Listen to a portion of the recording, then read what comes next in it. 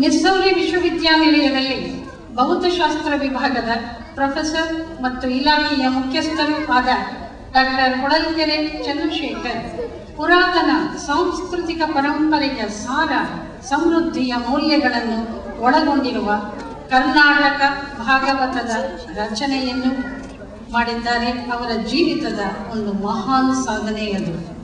16ನೇ ಶತಮಾನದ ಹಳೆಯ ತಾಳೆಗರಿಯ ಮೂಲ ಪ್ರತಿಗಳಲ್ಲಿ ಅಡಗಿ ಹೋಗಿದ್ದ ಮಹತ್ ಕಾವ್ಯವನ್ನು ಯಶಸ್ವಿಯಾಗಿ 2 ಭಾಗಗಳಲ್ಲಿ ಹೊರತರಲು ಡಾಕ್ಟರ್ ಹೊಳಲ್ಕೆರೆ ಚಂದ್ರಶೇಖರ್ ಅವರ ಪರಿಶ್ರಮ ಅಪಾರ.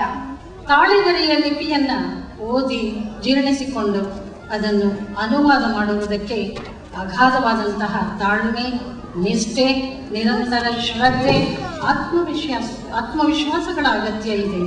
10 ವರ್ಷಗಳ ಸುದೀರ್ಘ ಅವಧಿಯ ಪರಿಶ್ರಮ ಈ ಪುಸ್ತಕದ ರಚನೆಯ ಹಿನ್ನೆಲೆಗೆ ಇದೆ. ನಮ್ಮ ಪುರಾತನ ಸಂಸ್ಕೃತಿಯ ಪರಂಪರೆಯ ಸಂಪತ್ತನ್ನು ಉಳಿಸಿ ಬೆಳೆಸುವ ದಿಕ್ಕಿನಲ್ಲಿ ಬಹುಮೌಲಿಕ ಗ್ರಂಥವಾದಂತಹ ಕರ್ನಾಟಕ ಭಾಗವತವನ್ನು ವಿಶ್ವದ ಸಾರಸ್ವತ ಲೋಕಕ್ಕೆ ಬಿಡುಗಡೆ ಮಾಡುವ ಮೂಲಕ ಅರ್ಪಣೆ ಮಾಡಲಿದ್ದಾರೆ ಈ ಕನ್ನಡ ವೃಂದ ಸಂಘದ ಸ್ಥಾಪಕ ಅಧ್ಯಕ್ಷರಾದ ಡಾಕ್ಟರ್ RNS ರಾವ್ ಅವರು.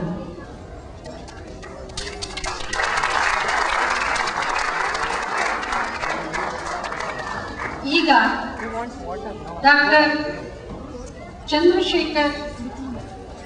ಡಾಕ್ಟರ್ ಹೊಳಲ್ಕೆರೆ ಚಂದ್ರಶೇಖರ್ ಅವರಿಗೆ ಶ್ರೀ ವೆಂಕಟೇಶಪ್ಪ ದುನ್ನಾರ ಅವರಿಂದ ಸನ್ಮಾನ.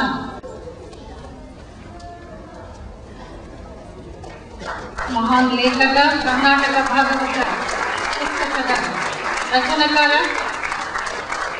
ಶಾಲನ್ನ ಹೊದಿಸುವ ಮೂಲಕ ತಮ್ಮ ಪ್ರೀತಿಯನ್ನು ಸೂಚಿಸ್ತಾ ಇದ್ದಾರೆ.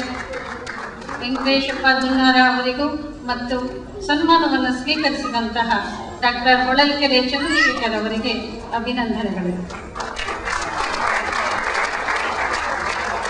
ಈಗ ಈ ರಜತ ಮಹೋತ್ಸವದ ಬಹಳ ಮುಖ್ಯವಾದಂತಹ ಕಾರ್ಯಕ್ರಮ ಪುಸ್ತಕ ಬಿಡುಗಡೆ ಕಾರ್ಯಕ್ರಮ. ಸ್ಥಾಪಕ ಅಧ್ಯಕ್ಷರಾದ RNS ರಾವ್ ಅವರು ಡಾಕ್ಟರ್ ಹೊಳಲ್ಕೆರೆ ಚಂದ್ರಶೇಖರ್ ಅವರ ಕರ್ನಾಟಕ ಭಾಗವತ ಪುಸ್ತಕವನ್ನು ಬಿಡುಗಡೆ ಮಾಡಲಿದ್ದಾರೆ.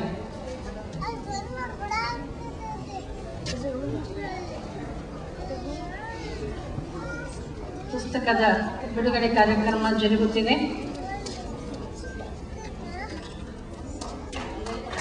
ಜೋರಾದ ಕರತಾಡದಿಂದ ನಮ್ಮ ಮೆಚ್ಚುಗೆಯನ್ನು ಸೂಚಿಸಿ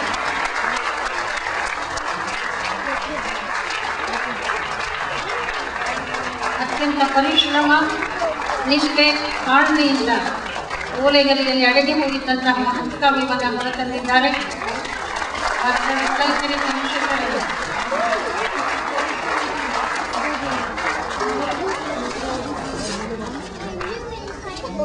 ಅತ್ಯಂತ ಆಕರ್ಷಕವಾದಂತಹ ಮುಖಪುಟದಿಂದ ಹೊಂದಿದಂತಹ ಕರ್ನಾಟಕ ಭಾಗವತ ಪುಸ್ತಕ ಯಶಸ್ವಿಯಾಗಿ ಹೊರಬಂದಿದೆ.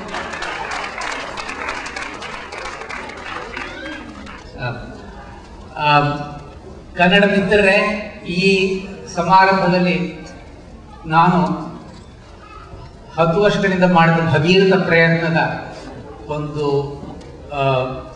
ಸಫಲತೆಯಾಗಿ ಈ ಸಾಹಿತ್ಯ ಗಂಗೆಯನ್ನು ನಾವು ನೋಡ್ತಾ ಇದ್ದೇವೆ.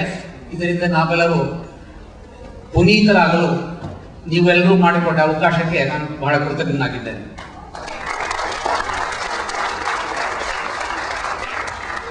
ಇಲ್ಲಿ ಯಾರಿಗೆ ಶ್ರೀಕೃಷ್ಣನ ಚರಿತ್ರೆ ಗೊತ್ತಿಲ್ಲ ಕೈ ಎತ್ತಿ. ಶ್ರೀಕೃಷ್ಣನ ಚರಿತ್ರೆ ಇರೋ ಪುಸ್ತಕ ಇದೆ.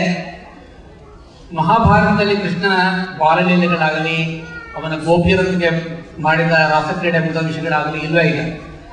ಈ ಭಾಗವತ ಮಹಾಪುರಾಣದಲ್ಲೇ ಮೊದಲನೇ ಬಾರಿ ಶ್ರೀಕೃಷ್ಣ ಚರಿತ್ರೆಯನ್ನು ಸಂಪೂರ್ಣವಾಗಿ ವಿವರಿಸಲಾಗಿದೆ. ನೀವು ಧ್ರುವ ಚರಿತ್ರೆ, ಪ್ರಹ್ಲಾದನ ಚರಿತ್ರೆ, ಅಜಾಮಿಳನ ಚರಿತ್ರೆ, ಯಯಾತಿ, ದೇವಯಾನಿ, ಹರಿಶ್ಚಂದ್ರ, ಭಗೀರಥ ಈ ಕಥೆಗಳನ್ನೆಲ್ಲ ಕೇಳಿರ್ಬೋದು. ಇದೆಲ್ಲ ಎಲ್ಲಿಂದ ತಂತು? ಈ ಗ್ರಂಥದಲ್ಲೇ ಅದು ಮೂಲವಾಗಿ ಬಂದಂಥದ್ದು. ನೀವು ಭಗವದ್ಗೀತೆ ಬಹಳ ಶ್ರೇಷ್ಠವಾದ ಗ್ರಂಥ ಅಂತ ಗೊತ್ತು ನಿಮಗೆ, ಅದು ಮಹಾಭಾರತದಲ್ಲಿದೆ.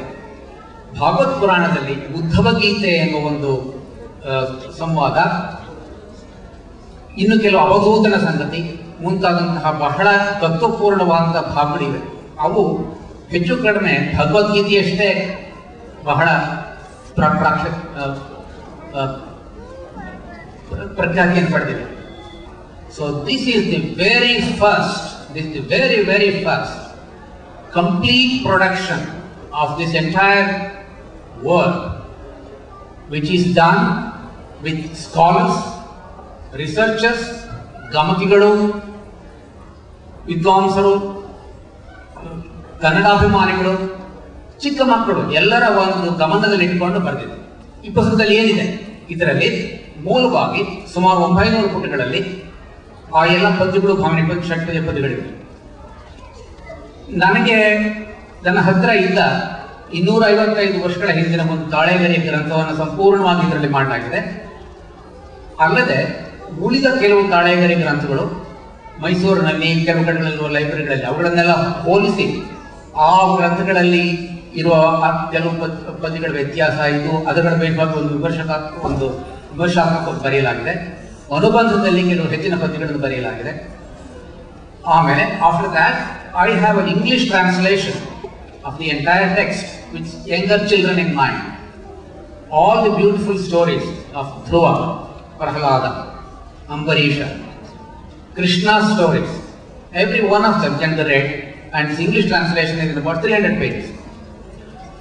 ಕನ್ನಡವನ್ನು ಓದುವವರಿಗೆ ಸ್ವಲ್ಪ ಕಷ್ಟವಾದ ಪಕ್ಷದಲ್ಲಿ ಅವರಿಗೆ ಅನುಕೂಲವಾಗುವಂತೆ ಒಂದು ಸಣ್ಣ ನಿಘಂಟು ಕೂಡ ಈ ಪುಸ್ತಕದಲ್ಲಿ ಹಾಕಿದ್ದೇವೆ. ಪುಸ್ತಕಕ್ಕೆ ಸರಿಯಾದಂತಹ ಕೆಲವು ಚಿತ್ರಗಳನ್ನು ಹಾಕಲಾಗಿದೆ. ಬೇಲೂರು ಹಳೆಬೀಡಿನಲ್ಲಿ ಕಾಳಿಂಗ ಮರ್ದನ, ನರಸಿಂಹಾವತಾರ, ವರಾಹಾವತಾರ ಈ ತರದ್ದೆಲ್ಲ ಕೆಲವು ಶಿಲ್ಪಗಳಿವೆ. ಅವುಗಳ ಒಂದು ಸುಂದರವಾದ ಚಿತ್ರಗಳನ್ನು ಸಂದರ್ಭ ಎಲ್ಲಿ ಬೇಕೋ ಅಲ್ಲಿಗಳಲ್ಲಿ ಮಾಡಲಾಗಿದೆ.